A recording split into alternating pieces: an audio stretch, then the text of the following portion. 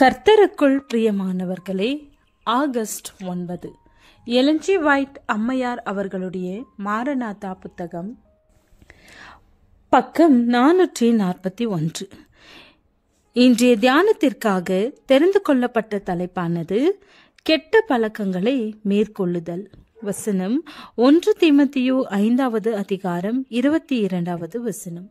ஒருவன் மேலும் சீக்கிரமாய் கைகளை வையாதே, மற்றவர்கள் செய்யும் பாவங்களுக்கு உடன்படாதே, உன்னை சுத்தவானாக காத்துக்கொள். மனதின் ஆத்துமாவின் உடலின் தூய்மையை எது அமைத்து உருவாக்குகிறது என்பதை அறிவது கல்வியின் ஒரு முக்கிய பகுதியாகும்.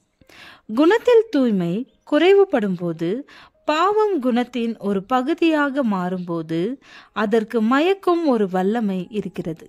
அது ஒரு குவளை வெறியூட்டும் மதுபானத்திற்கு சமானமாகும். முழு மனிதனையும் கரைப்படுத்தக்கூடிய பழக்க வழக்கங்களால் மனக்கட்டுப்பாடு, பகுத்தறிவு ஆகியவைகளின் வல்லமைகள் நிலை குலைந்து போகின்றன. இந்த பாவம் நிறைந்த பழக்கங்கள் தொடருமானால் மூளை நிலையற்று வியாதிப்பட்டு அதன் சமநிலையை இழந்து விடுகிறது. இப்படிப்பட்டவர்கள் தங்களுக்கு தாங்களே சாபமாகவும் தங்களிடத்தில் தொடர்பு வைத்து கொண்டிருக்கிற அனைவருக்கும் சாபமாகவும் இருப்பார்கள். நல்ல பழக்கங்களை விட கெட்ட பழக்கங்கள் சுலபமாக அமைந்து விடுகின்றன.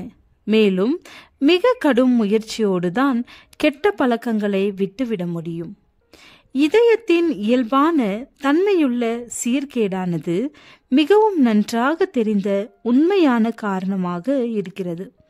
அதாவது, வாலிபர்களிடத்தில் அவர்களது குணங்களிலே நிலைத்து நிற்கின்ற தூய்மையின் கேடடையாத நீதியின் குணத்தை ஊன்று செய்வதை விட கட்டுப்பாட்டை சிதைப்பதற்கும் ஒழுக்கத்திற்கான மார்க்க சம்பந்தமான கருத்துக்களை கேடடைய செய்வதற்கும் மிக குறைந்த அளவில் முயற்சி செய்தலே போதுமானது. தங்க தடையற்ற இன்ப தொய்வுகளில் ஈடுபடுதல், கேளிக்கைகள் மீதுள்ள விருப்பம், பகை, பெருமை, தன்மதிப்பு, எரிச்சல், பொறாமை ஆகியவை போதனையின்றியும் முன்மாதிரியின்றியும் புற தூண்டுதலின்றியும் தானே வளரும். நமது விழுந்து போன இப்பொழுது இருக்கும் நிலையிலே மனதையும் குணத்தையும் அதன் இயல்பான தன்மைக்கு விட்டுவிட்டால் காரியங்கள் பின்வருமாறுதான் நடைபெறும்.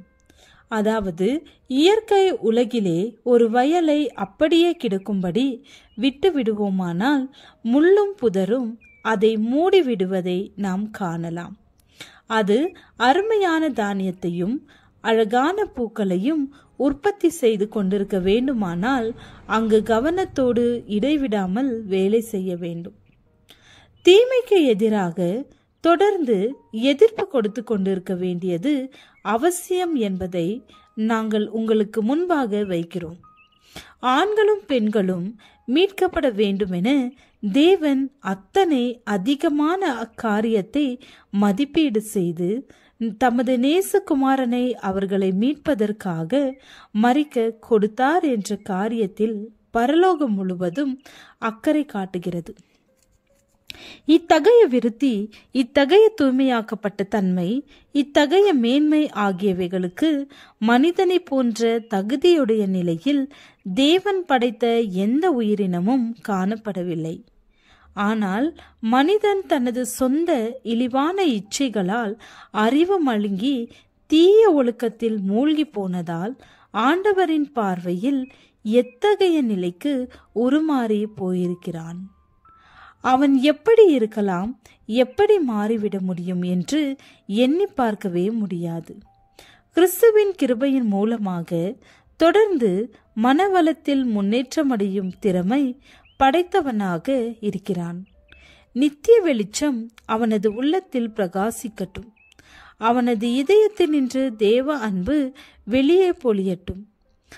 கிருபையின் மூலமாக அவனை ஒரு வல்லமையுள்ள மனிதனாக ஆக்குவதற்கு, பூமியின் பிள்ளையாக ஆனால் நித்திய வாழ்வை சுதந்திரிக்கும் பிள்ளையாக அவனுக்கு பங்களிப்பதற்காக கிறிஸ்து மரித்தார். ஜெபம். இளைப்பாறுதலின் தேவன் எங்களை ஆட்கொள்ளும். நாங்கள் வழி விலகி போகாதபடி காத்தருளும். ஆமென்.